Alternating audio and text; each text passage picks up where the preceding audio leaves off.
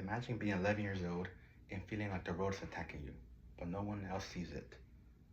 Sneha, she stands in the middle of the school cafeteria, holding a tray of food. Around her, the room is loud and chaotic. Chairs scrape against the floor, kids laugh, metal forks hit plastic trays. To most students, it is just lunch, but to Sneha, every sound feels sharp. Every movement feels too close. Every light feels too bright. Then she sees it. Someone is sitting in her usual seat. It may seem small to everyone else, but for Sneha, the seat was the one part of the cafeteria that made the day feel better, more survivable. Her heart starts racing. Her hands tighten around the tray until the chicken nuggets shake. She wants to move, but her body freezes. If you could stare, some smirk. Her teachers gently say, "Go ahead, sweetie, you're okay." But Sneha's not okay. Inside, she's panicking, her thoughts are spinning, her body feels trapped. She cannot explain what is happening, so she stays quiet. On the outside, she looks calm, shy, and obedient. On the inside, she's falling apart. Sneha's story is fictional, but the experience is very real for many autistic girls. Today, I want to talk about autistic girls being overlooked in autism, diagnosis, and support. This topic matters because many people still picture autism through a male-centered stereotype. They imagine someone is loud, disruptive, socially withdrawn, or visibly different. But many autistic girls do not fit that image. They may be quiet, careful, high-achieving, sensitive, or socially skilled on the surface while struggling underneath. And my next point are that autistic girls are very often overlooked because autism has been historically been misunderstood because people mostly look for male-centered signs. Girls may hide their struggles through masking and missed recognition that lead to years without proper support. Autism has been often recognized through male-centered traits. For a long time, autism research and diagnosis were shaped mainly around boys. Because of this, teachers, parents, and even some professionals may be quicker to recognize autism when it appears in more obvious ways. According to the CDC, autism spectrum disorder can involve differences in social communication, restricted or repetitive behaviors, in different ways of learning, moving, or paying attention. But the CDC also makes it clear that autism can look different from person to person. That difference matters. For example, a boy who has an intense interest in trains or numbers may be seen as showing a possible autism trait, but a girl who has intense interest in books, animals, art, or one a favorite character may be seen as creative or well-behaved. But instead of possibly autistic, according to Stanford Medicine, researchers found that autistic girls and boys can differ in brain patterns and behavior, which suggests that gender-specific diagnostics may be needed. If professionals only look for one version of autism, they may miss girls whose signs are a lot less visible. This is why girls like Sneha can go unnoticed. They may follow rules, get good grades, or appear polite because they are not disrupting the classroom, and adults may just assume that they're fine. But being quiet doesn't always mean they're okay. Another important point is how autistic girls may hide their struggles through masking. Masking is when an autistic person hides or controls their behaviors in order to blend in. For girls, this can look like forcing eye contact, copying facial expressions, or memorizing social rules. Laughing when they do not understand a joke, or pretending they are comfortable when they are overwhelmed. According to Hughes, Petrans, and Mandy, autistic girls may camouflage their social difficulties by copying the behavior of people around them.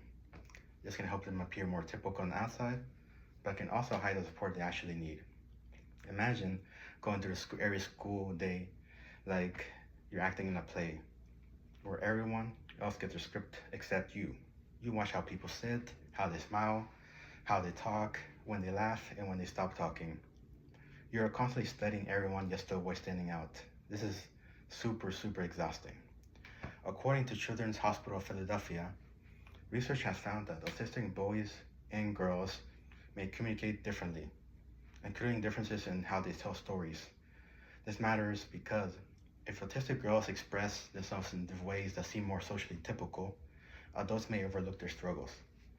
For some autistic girls, school becomes less about learning and more about surviving socially. They may spend the entire day holding themselves together, then come home and have a breakdown because home is the only place where they can feel safe enough. And that's where they can feel like they can stop pretending.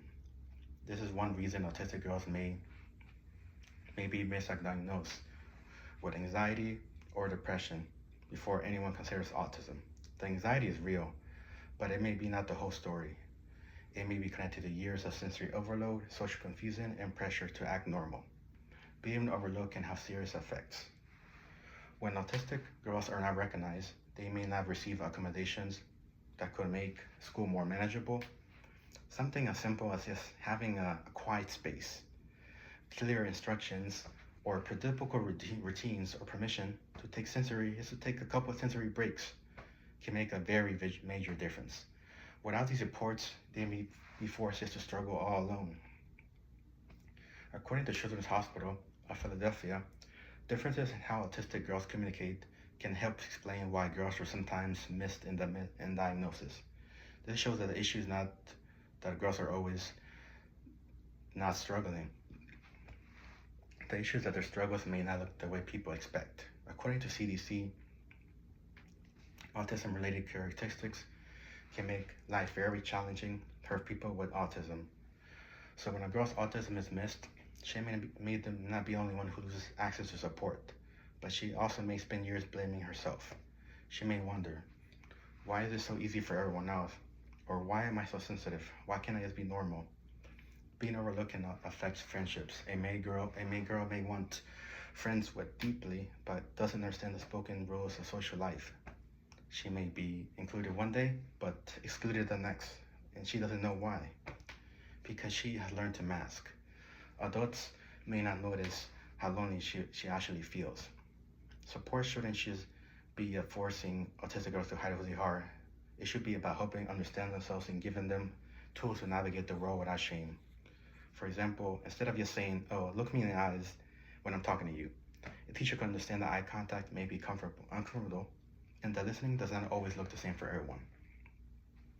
Instead of punishing a girl for shutting down, a teacher could recognize that silence might be a sign of overwhelmed or disrespect. To sum it all up, autistic girls are often overlooked because society still holds into a narrow image of autism.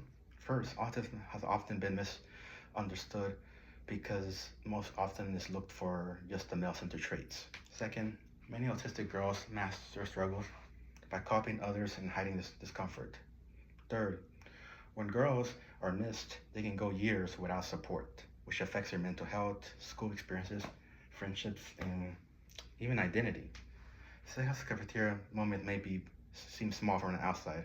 A girl freezes, a teacher nudges her forward, lunch continues. But for Sneha, the moment is not small. It's another moment where pain goes unseen.